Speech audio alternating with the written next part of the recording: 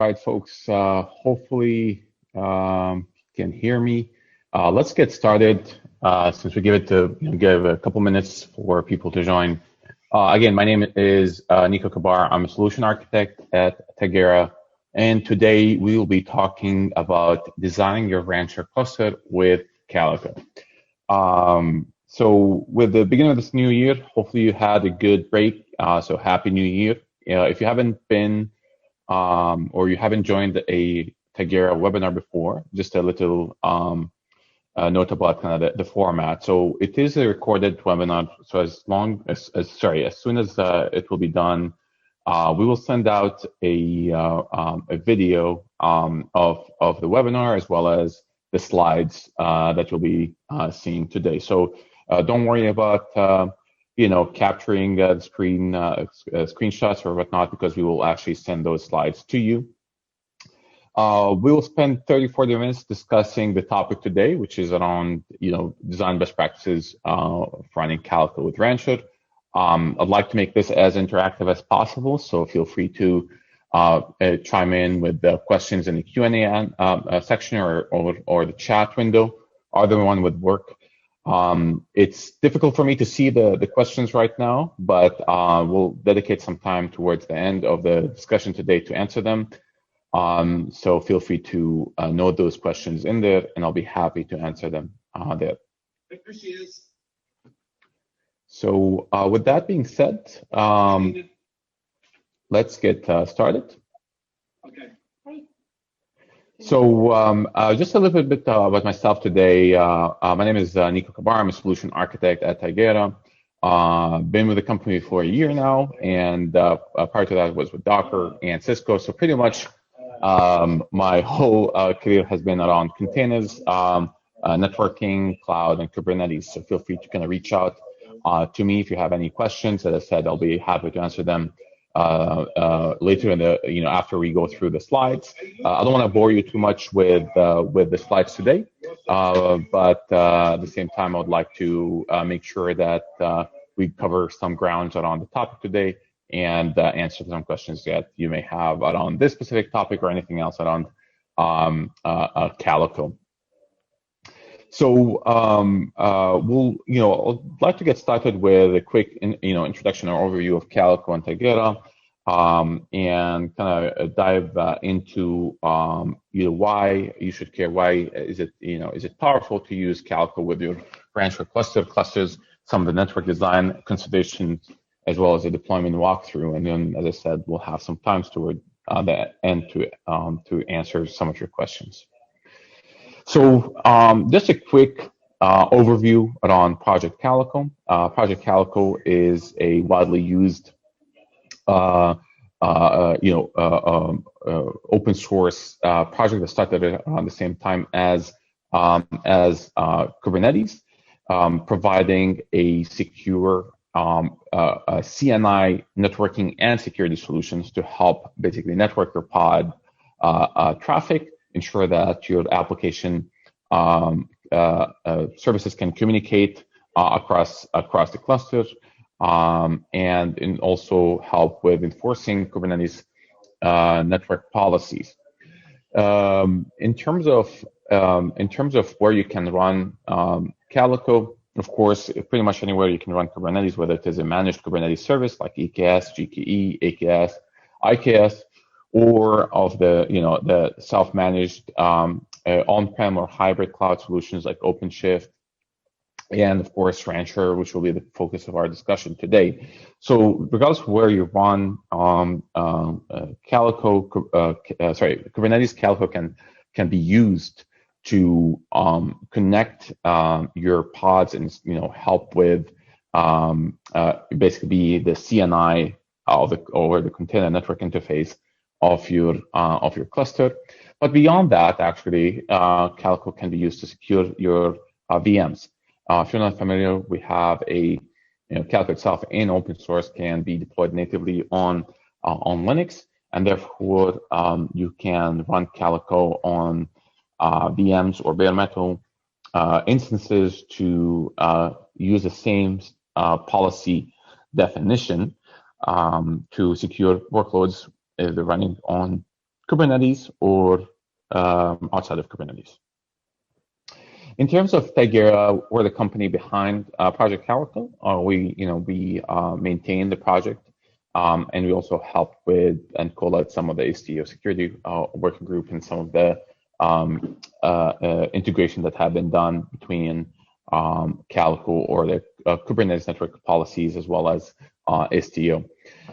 We also have a solution for the enterprise called Calico Enterprise, in which some of the Fortune 100, Fortune 500 companies have adopted. You can see some of those names: large financial companies, automotive, web, and more have used Calico Enterprise today to secure their workloads and address some of the challenges that they've been seeing when it comes to adopting Kubernetes in larger enterprises.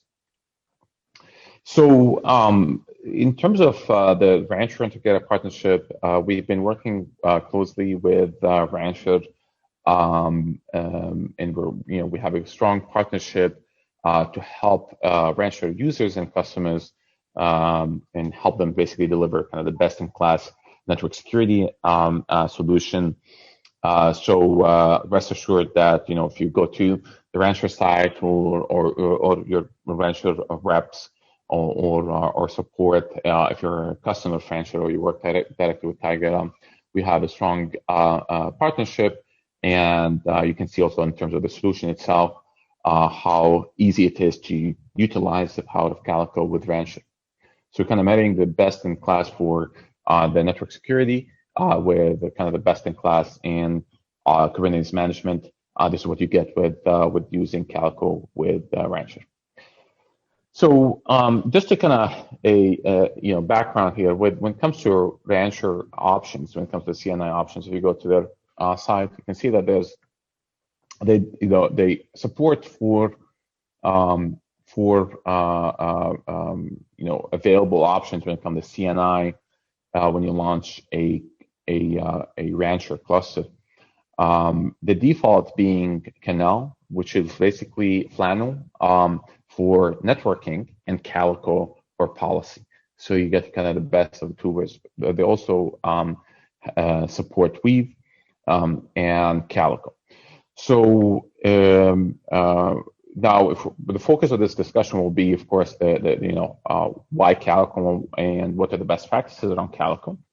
But this simple table that is actually available in the Rancher docs can help you understand at a high level what are the key areas to look into when deciding on the CNI. Again, the default is going to get you started. It's going to help you, but it would be good to understand the benefits of each of those CNIs and pick the one that is that addresses your requirements. Some of the areas that are critical for you to kind of look at as you're doing research and designing your cluster are the network model itself. If it's providing a encapsulated or unencapsulated networking design for your network, for your Kubernetes network, if it applies network policies or it can enforce network policies, what it uses in terms of the data store to store all information around your networking. It provides encryption, and of course how it enforces the policies. At a glance, I'm not going to go through the other CNIs, but at a glance, Calico provides both and unencapsulated, more native, as well as encapsulated with VXN, IP, and IP networking models. So depending on how and where you're running Rancher, you might need to consider those two options. If you're running on-prem and you want to incorporate your Kubernetes cluster and its networking stack with your existing underlay, you can peer directly. Therefore, all the traffic that is routed or routed through the cluster into your network is unencapsulated. IP addresses are basically routable within your underlay. But if that is not the case and you want an encapsulated overlay, we provide two options that are VXLAN and IP and IP. The other one is, Calico by default provides a network policies. Of course, it enforces network policies. Kubernetes itself does not enforce network policies. Provides the API around defining network policies, and Calico is one of the options that you have. When you run Calico, you can actually use it not only for networking, but also for policy enforcement. Calico also uses etcd as a backend for basically the data store directly, or you can do it using the Kubernetes basically data store API, which makes it simpler to integrate Calico. Actually, this is misinformation here. I don't think it was updated in the Rancher docs, but as of Calico open source, I believe 316, either 315 or 316, we have support for WireGuard-based encryption. So you have encryption out of the box, so you can turn it on in your cluster, and Calico supports encrypting all the traffic in transit. And as we mentioned, there's ingress and egress policy definition and enforcement that Calico can help you with. Now, when it comes to Calico itself, you do have, what's available in when you define the Rancher cluster in the cluster YAML definition or config definition. When you specify Calico, you'll end up running Calico open source. You can also run Calico Enterprise, which is basically from a functionality of the CNI. It's pretty much the same, but we offer a long list of features and functionalities for the enterprise as a platform on top of that. So we'll talk more about why we choose one or the other, but just know that for Calico you have two options: Calico open source and Calico Enterprise. So I know that we mentioned some of this in just right now, but in terms of why you should care around your CNI, first and foremost. The CNI is one of those areas where it's kind of difficult, not impossible, but it's very difficult to actually change or alter once you actually run workloads on your cluster. And therefore, it is extremely important to take your time to go through the proper design, gather requirements, understand the benefits of each of the CNI, how it integrates with your infrastructure, with your network. If you're running on a cloud, public cloud, how it integrates with that, how it works with that, any gotchas, any specific benefits. Because once you have once you're launching cluster and you have applications, it's going to be difficult to one, change the CNI altogether, or sometimes in some cases change certain configurations in the CNI. Not all of them, but there's a subset of configurations, such as the cluster CIDR, for example, with cluster IPs.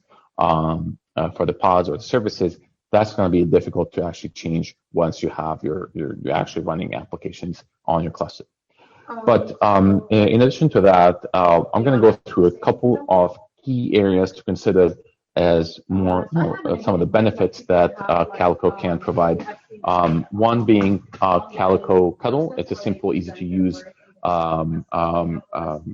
tool, CLI tool, to manage and configure and view all the network-related configuration. Actually, I believe by now we have it as a kubelet plugin.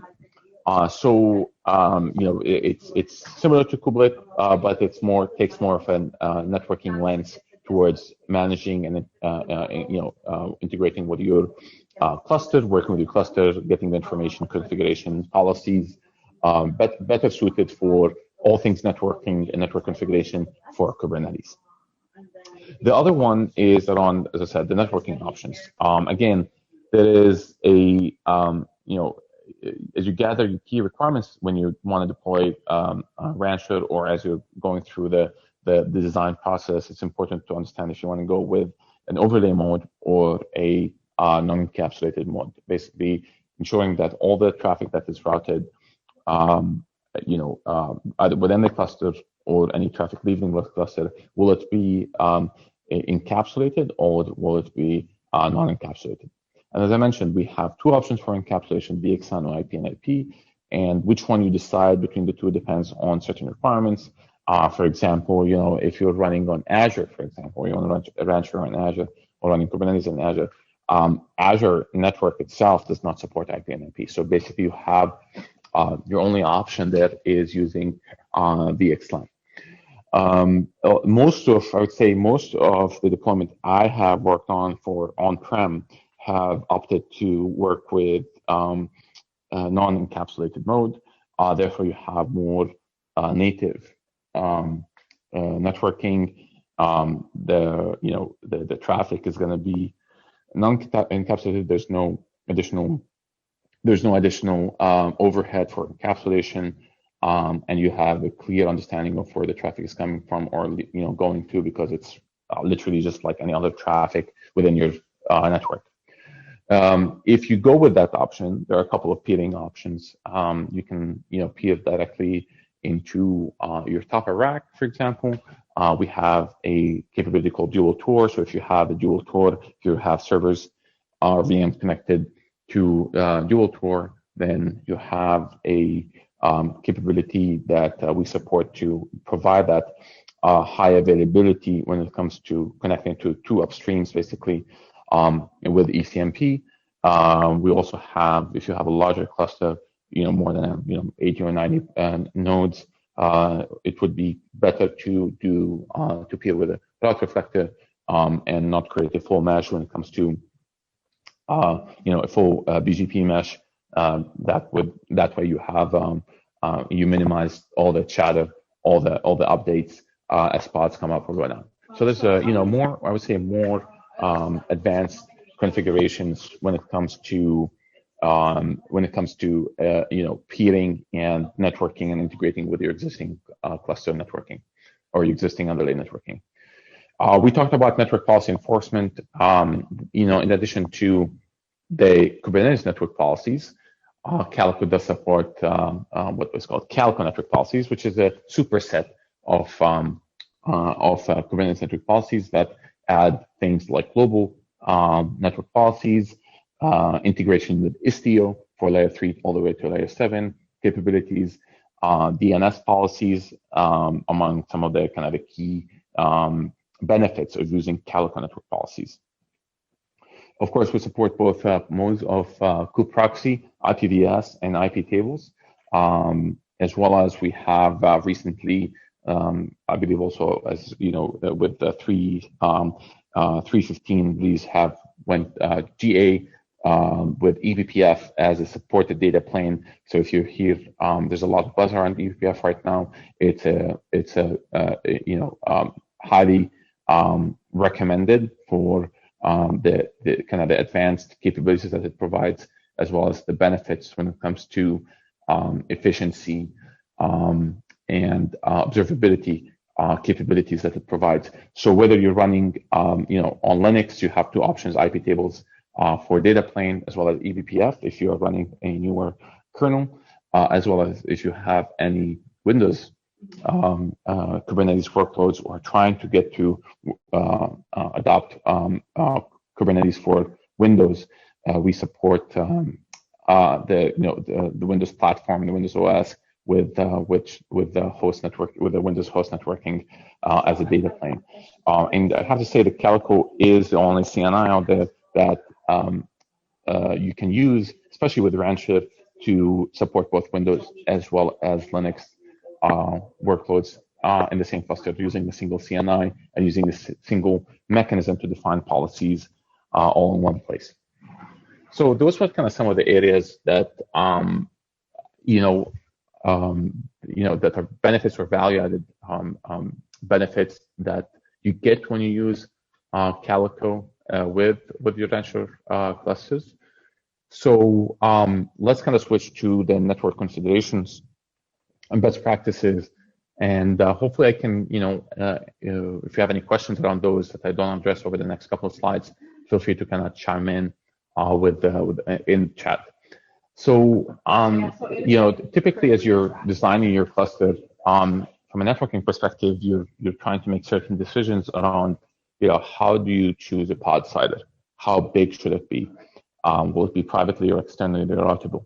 Those are some of the key, questions that we hear, and those are important because you need to kind of decide on those before you launch the cluster. So to answer some of those, of course, you actually starting with the second one first. So as I said, deciding on running Calico or Rancher with an overlay-based networking model or a non-encapsulated native model is really critical because that would determine how you actually decide on the pod sider or the service sider.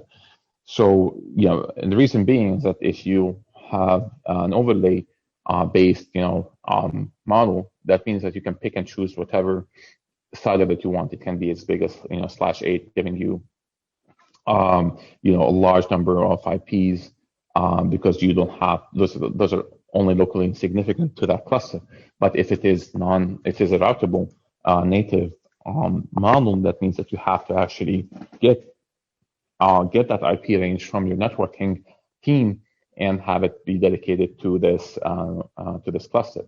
So how big should it be? It depends on what you expect in terms of the number of pods that we launch. If you go with the default, which I believe should still recommend no more than 110 pods per node, therefore you have to kind of assume that and then multiply it by the number of nodes, and then based on that, select a sider that would encompass that, and of course the growth that you expect to have in your cluster. And of course, you pick that sider specifically. If it needs to be private, or sorry, if it's an overlay, you can pick it. No matter, you can pick a 10 dot, and you can choose the exact sider. But if not, you have to wait and get that actual subnet assigned to you from your networking team. Similarly, for the service sider, the only difference here is that the service sider itself is not really assigned or the responsibility of the CNI itself, because it will be assigned and managed through Kubernetes and kubeproxy itself. One clear benefit or kind of something that's different typically is that service siders can be reused over and over. Actually, both of them can be reused, but they're mostly locally significant to the cluster because you would only want to reach a service IP or VIP typically from the cluster itself. We do have the capability actually for both pod and service siders within Calico to actually advertise those within your network. So if you are, for example, if you're running a Rancher cluster within your data center and you want to, or in hybrid cloud, and you want to assign IPs to pods and have Calico basically advertise the service IP. Therefore, you're basically combining the power of the load balancing that comes with providing a VIP within the cluster and advertise that to kind of the rest of your network. That way, if you have if a DNS resolves to a VIP, Kubernetes takes care of load balancing across the different pods. So that's also something that we've seen before. So that is something also you can consider as part of the design process and approach that you take. But once you decide on the IP ranges for cluster sider and the service sider, you can configure those in the YAML configs for Rancher when you launch the cluster. So additional considerations are the data plane to choose from. As I said, the default is IP tables, given that it's been it's part of Linux, and it does not require newer kernels. But we've seen an uptake in adoption of eBPF, and Calico is in full support of eBPF. We actually have highlighted a handful of capabilities and put together some guides and walkthroughs, and we've seen the industry also go through some benchmark testing that are on our site, so you can take a look on the benefits of eBPF. So that's important to kind of look into and see if you will be benefiting from eBPF, or you can just stick with IP tables based data plane. I think we talked about the second one, which is network encapsulation for overlays. Typically, if you're running Kubernetes, as I said, if you're running Kubernetes across a single layer 2 domain, so where the Kubernetes nodes themselves are on a single layer 2 domain, you do not need encapsulation. And you, even if you don't want to advertise or integrate with your network, but if you are running, let's say on AWS and you have nodes across multiple availability zones, then you do need encapsulation to cross those layer 2 boundaries. So we do have also another kind of key primitive here is called the IP pools. So one benefit of using Calico is that it's not just a single, whatever you decide on as the main cluster cider, that's not the only pool that you can use with Calico. We have a concept called IP pools, in which you have, of course, the main IP pool that is generic and is for kind of all the cluster, but you can actually create slices of that IP cider, or even a total complete cider to use with Calico and assign it for certain namespaces or certain applications. An example that would be, for example, if you are doing, if you're doing a native approach, non-encapsulated networking model, and let's say you have, certain applications that are running, like let's say PCI application running on dedicated nodes, and you want to ensure that the traffic coming from those applications, those pods, is allowed within your network through firewalls and so forth. So you can actually create an IP pool with a totally separate IP range, and tell Calico to assign all the pods from a specific namespace or specific nodes based on node selectors to that IP pool, and therefore the applications coming up and running in that namespace or on those nodes can use those dedicated sets of IPs, and the traffic will be sourced from those IPs. So internally for your networking teams, they can actually create firewall rules that would permit this traffic to be allowed. So the concept of IP pools is unique to Calico, and you can actually manage those different pools and understand the how many IPs are available, how many are exhausted, and have a better sense of how your networking health is using this concept.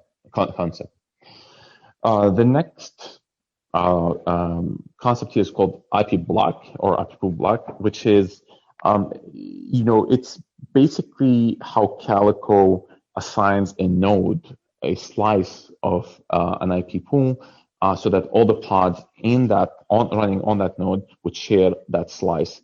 And the main reason that's kind of somehow important is that if you're running in native mode or with IP and IP, BGP is running, and BGP is used to advertise addresses or prefixes in your network, and therefore it's important that you minimize the advertisement. So that means that if you use all the pods in a specific node, use a single slice of the pool, that means that Calico can advertise only that prefix, whether it be /26, 27, you name it.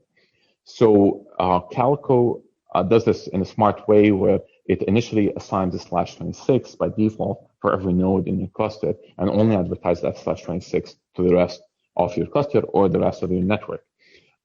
So the block size is basically the /26 is configurable, is how many IPs is it dedicated when giving to that each of the nodes in your cluster, to minimize the network chatter or advertisement throughout your network. Finally, there's a key consideration when it comes to NATing. So of course, if you're doing native routing and no overlays, there's no need to NAT. You're basically, your traffic will be unnatted, It will leave the pod as it is, as any other VM. It will be routed natively, no additional headers, and therefore it will find, for egress traffic, it will find the next hop, and it will be routed accordingly. There no need to NAT. But if you're using an overlay, whether it is VXLAN or IP, you have to decide on your NAT strategy. Will you NAT on the node? Disable NATing, or you'll have a NAT gateway if you're running on AWS. So there's some key important questions to understand how your NAT strategy needs to be, basically based on where you're running Kubernetes and what configuration or what basically the environment that you're running in, and how you'd like to NAT. It's going to be node-based NAT or NAT gateway, or if you have, for example, a firewall or any NAT, basically firewall that is supposed to be doing all the NATing for your cluster. So those are some of the key areas that we typically kind of deal with when it comes to working with users of Calico when they're running to use Calico with Rancher. So I'll spend 10 minutes or so just going through the Calico Enterprise capabilities on Rancher and why you should care. In a nutshell, there's 3 key areas where beyond what is available in open source, Calico can help you, especially when you're running on Rancher. And they're mainly around security controls. This is how you can implement security controls, requirements for compliance. If you have certain reporting or auditing requirements, this is where Calico Enterprise can help you with that. Access controls. So if you need fine-grained access to pods and services, this is where you can use things like what we call DNS policies and other capabilities in Calico Enterprise to create this fine-grained access controls. And last but not least is the visibility and troubleshooting. As you may be aware, Kubernetes networking is not easy, and as you add more, as you launch more applications, especially microservices, there's more dependency on a robust network. But at the same time, without the right set of tools, you cannot know what's going on and where are the basically the bottlenecks that are causing degraded application performance and so forth. So this is with Calico Enterprise, you have that capability. You have a way to understand what's going on, where what is causing some of these issues, and those 3 buckets, I would say, are the key reasons why some of our customers are adopting Calico Enterprise. I'm going to skip that, but if I want to leave with something, is there's 5 key differentiators when it comes to Calico Enterprise. I want you to kind of understand that go above and beyond what's available in open source that can help with your adoption of Kubernetes. One is kind of the policy tiers. We'll take each one of those and dissect them over the next couple of minutes. Policy tiers, advanced rollouts, flow visualization, DNS policy and pod level access, and multi-cluster management. So for the policy tiers, with Kubernetes network policies, you have a flat model. Basically, you're either allowed to create a policy or not, and all policies are equal. So when in enterprises, typically you want to give your developers or application owners the capability to run and create their own policies that are more oriented to addressing the business logic of the application itself.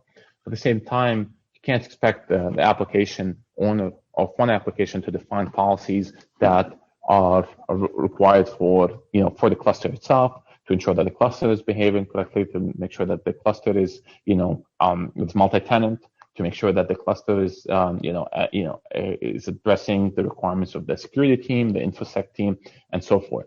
So with tiers, you have basically you assign teams the capability of adding policies, and the policies in each tier, the higher the tier is, the more here on the left-hand side. So they're evaluated left to right, top to bottom. So there's more precedence and importance to how the policies are evaluated, and therefore this kind of establishes a good balance between providing the power to individual developers to create their own policies and at the same time giving the power to the platform teams or security teams to define cluster-wide policies that are important for the security posture of the cluster as a whole. The next one is on advanced flow logs. So for every single transaction, every single network transaction stream flow, basically of traffic, whether it's east-west between the pods themselves or north-south, we capture a long list, 38 telemetry data points that include things like the source and destination namespaces, source and destination pod names, labels, which policy allowed this traffic, and amounts of bytes, IP addresses, and so forth. So when you're going back in time to either understand an issue that was happening or you're troubleshooting something that's active, you have a lot more information with this advanced capability to understand more what is going on versus just purely an IP address or a port. So this metadata can help identify which application you're talking about, why is it causing this, and just get basically this historical data around each flow log. The flow visualizer is another key capability. So we use, this is one of the, you can always look at the flow logs and see the raw data yourself, but we also help with visualizing those flows so you can have each of the teams look at their namespace and everything is RBAC. They can see exactly which services are talking to which services. If there's anything blocked, you can see any hotspots there. You can see also recommendation engine. So you can, each developer can actually go and see for themselves which services are unprotected and have Calico recommend a policy to help with that traffic, with securing the application. The other point here is on DNS policy or pod label access. So when you have pods running within your cluster, if they're trying to access external services, whether they're like public APIs or other services like database services living outside of Kubernetes, with Kubernetes network policies, you can use labels to apply policies, but only if the labels apply within Kubernetes, only if those endpoints are within Kubernetes. So with DNS policies, we basically allow you to create policies and rules and policies that identify services living outside of Kubernetes using full DNS or domain names or subdomain names. Therefore, you can actually create a policy that has rules to allow or deny traffic based on the domain of the domain or the endpoint's domain instead of actual just pure Kubernetes labels. Finally, Rancher is pretty unique when it comes to their multi-cluster management. They're pretty good at that functionality, and therefore, when you add that to Calico Enterprise multi-cluster management, you have a unique solution.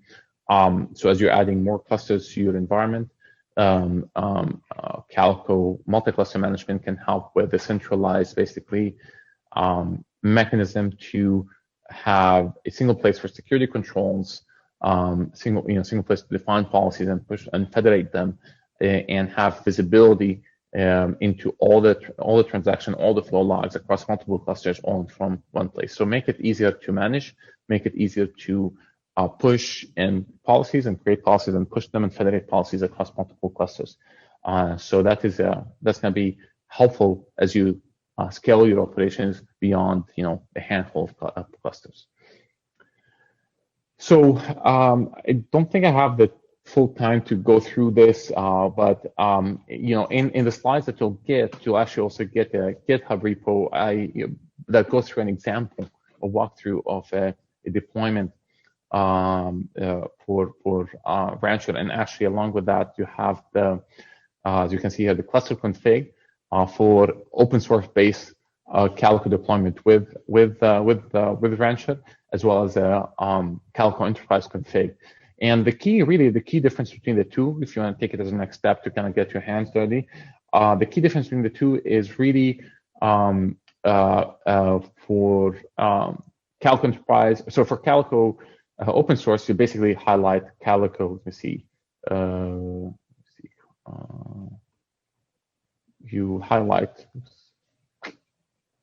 You highlight Calico as a plugin in your RKE config, and then basically that's all you have to care about. Rancher pulls the right Calico bits and uses them in your cluster.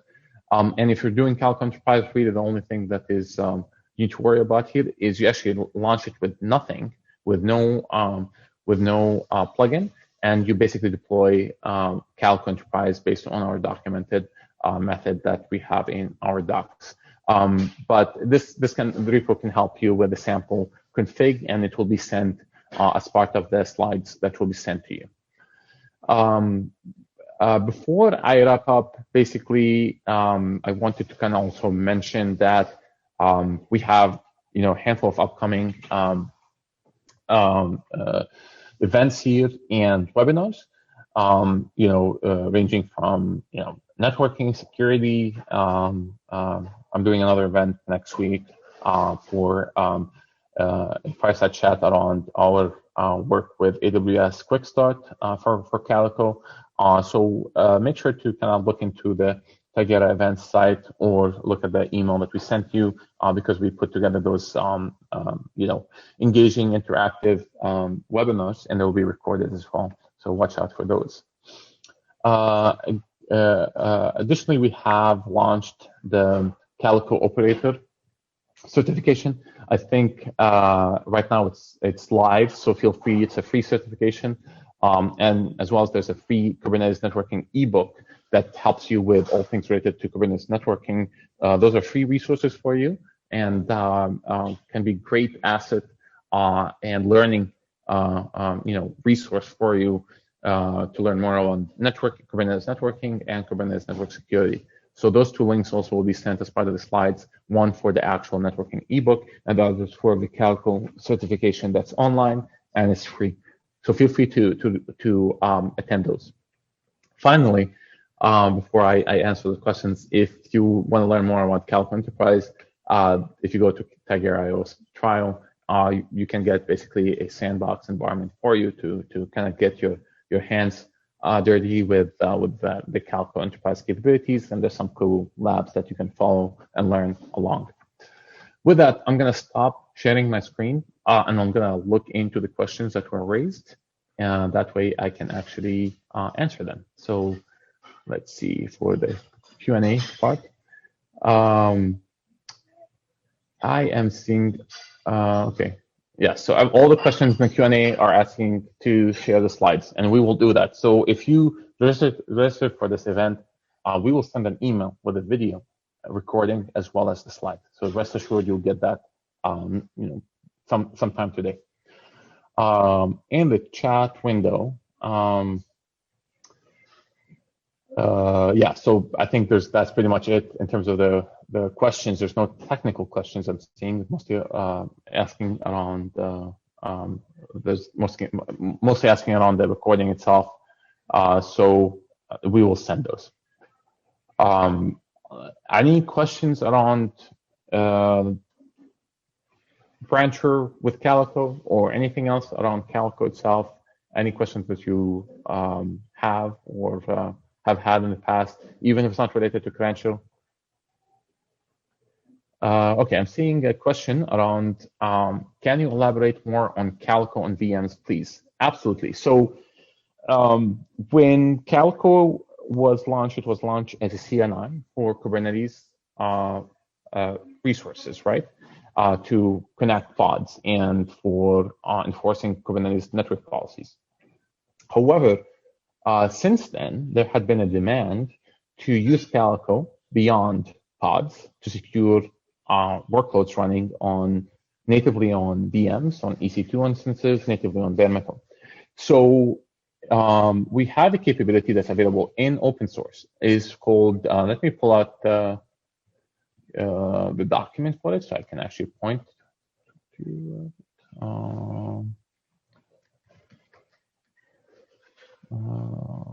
1 second, please.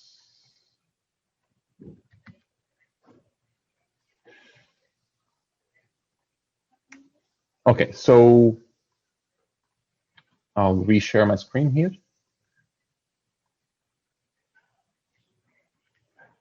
So if you go to our docs, right, you can see here policy for hosts, and you can protect hosts. So basically, you can. This is not specific to Calico Enterprise, by the way. You can go to docs.project Calico. So this is the open source site, and if you can look at non-clustered host. So you can see here that you can run Calico as basically as a service, is a native service with systemd or something like that. That can help with protecting the services that are running on that host. So think about it this way: you can actually create you have certain VMs, you run Calico as a service, and you label those nodes you label those nodes based, similar to how you label pods with key value pairs, and therefore you identify that node as something that relates to that key value pair. And then when you apply policies, Calico will take into consideration, as you're creating those selectors, it will take into consideration the workloads running on those nodes as endpoints, right? So every service or anything that's running on that node will be part of that label, right? Because you might have a single service or multiple services running, but it will have those labels associated with it. And therefore, you can create a single policy to say, hey, protect, only allow traffic for, application A. And if application A labels are used for pods and actual Linux host, therefore the same policy will be applied to both. So that's a great value add that you can get by using Calico across native host and pods. So I'll stop sharing here to see the questions. Okay, so let me see. There are a couple of questions that came up right now. Is there anything on the ingress? Is there anything on the ingress part? So Calico policies can be defined in the ingress or egress direction relative to the pod. So all the incoming traffic is ingress. So and all the traffic leaving the pod is egress. Whether that is east-west, so coming from a different pod in the same cluster, or leaving to the external world, it's the same thing. The policies that apply regardless of the traffic pattern there. So you can create a policy in the ingress direction to protect against the pod next door, or you can protect against all the external traffic. I don't know if that answers your question, Luca, but feel free to kind of chime in if it does not. Is there? Yeah, absolutely. So Rahul, is there a quick link I could follow to play around with Calico on Rancher? Absolutely. So if you go to Tigera.io/trial, there you can actually go and select. There's two methods. I think there's a sandbox and Calico. There's a sandbox option, and that option allows you to say, hey, I need a Rancher cluster. So we'll give you a Rancher cluster that has Calico on it, and you can actually go through like 3 or 4 labs. It's free, and you have access to it for I think a couple of days. So feel free to look into that. The criteria on choosing VXLAN versus IPNMP. It's a great question. So as I said, there's you need to kind of look into the differences in VXLAN and IPNMP. There's differences around which layer is it being routed or switched at. I think there's another question from a different person around this. So encapsulation, right, is a method to take the original packet, right, that is leaving the pod or incoming the pod, and encapsulate it, put it in another packet that the rest of the network can actually know how to handle it, right? So the real reason why encapsulation is needed is because you're creating basically pockets of networks that are independent, but the moment that you want to actually traverse those networks, or layer 2 domains, you need a mechanism to tell the rest of the network how to actually what to do with this packet, what to do with this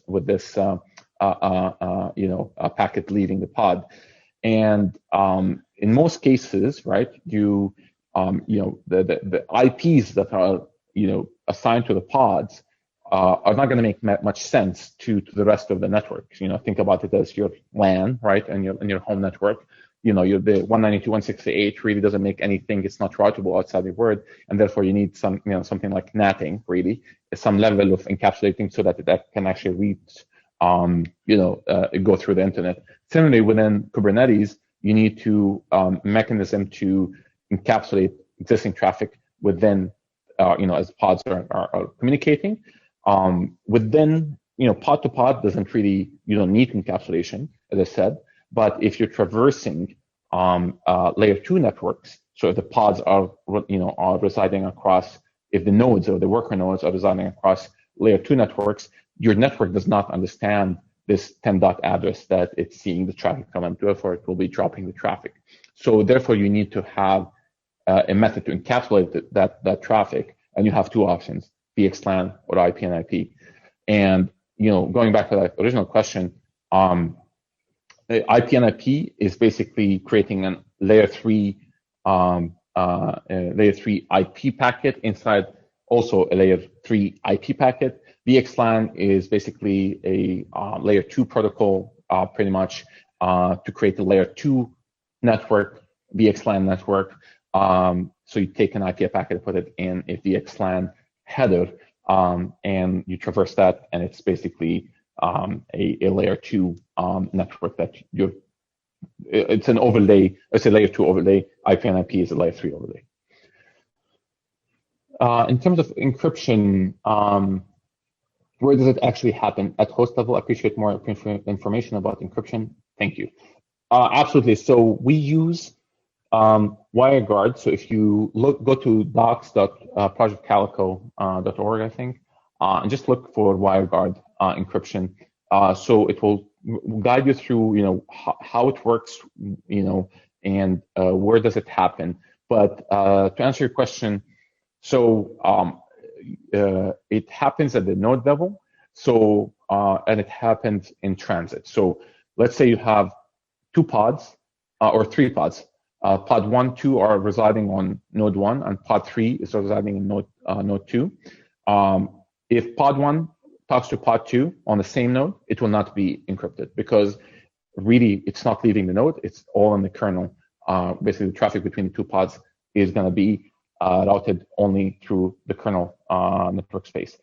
If it's traversing nodes, we have a WireGuard encryption that is happening at the node level. So the moment that it leaves the node, it will be encrypted. So if you sniff the traffic between those 2 nodes, you will see encrypted traffic, even if you're not using mutual TLS, even if if you're just purely using HTTP traffic, it will be encrypted, for example. So hopefully this helps. And as I said, more information on encryption is available in our docs. Do you need to use Calico Cuddle for configuring Calico, or kubectl is equally good? What extra is provided by Calico Cuddle? That's a great question. You do not need to use Calico Cuddle at all. As I said, the true advantage of Calico Cuddle, in which, as I said, I believe it's right now, it is added as a kubectl plugin. But to answer your question, there's just additional configurations that are not exposed using kubectl. For example, looking at from the things that I remember, looking at like the IP pool list, exhaustion percentage, like how many IPs do you have in the cluster versus how many are consumed. That's a data point that is difficult to figure out using kubectl, and it's easy to figure that one out with Calico Cuddle. So it's more of a there's certain things that we could not, have with kubectl, but it's there in Calico Cuddle to help you with that. But in terms of normal operations, to create kubectl, to create policies, to get information around the pods, to define, as I said, network policies, those can be done with kubectl. But if you review Calico Cuddle docs, if you research it in our docs page, you'll see what capabilities that it provides beyond what kubectl has, but it's not required. What performance degrades when enabling WireGuard encryption? It's a great question. So don't take it from us. There's a third-party benchmark test that has been done, and I believe with this right MTU configuration, the performance hit, or throughput hit using WireGuard was less than 3%. I think on a 10 gig link, we're still pushing like 9,700 megs. So it was less than 3%, which is actually pretty darn good. Talking about encryption with the right MTU settings there. So if you look at I'll put this in the chat window, the link to that benchmark, and it might answer your question there. There's also an additional question around will it do auto cert renewal in WireGuard? Yes. Everything, when you use the encryption that we have by default, the cert renewal will be handled by Calico itself. So you don't have to do any cert rotation there. Let me see.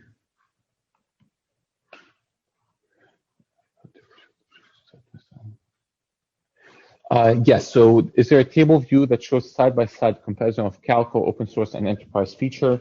Yes, the answer to that is yes. Let me pull it out real quick. So if you actually go,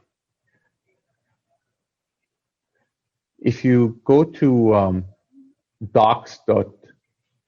Actually, if I pull that real quick, but before I do that, one second, please. Those are great questions, so I appreciate you guys asking those great questions. So let's see. Let me see.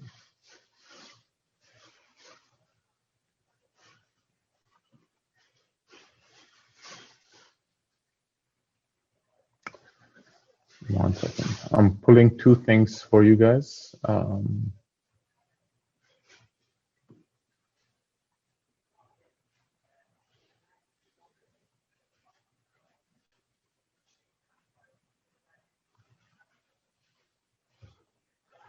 All right, so let me share my screen real quick and try to wrap up.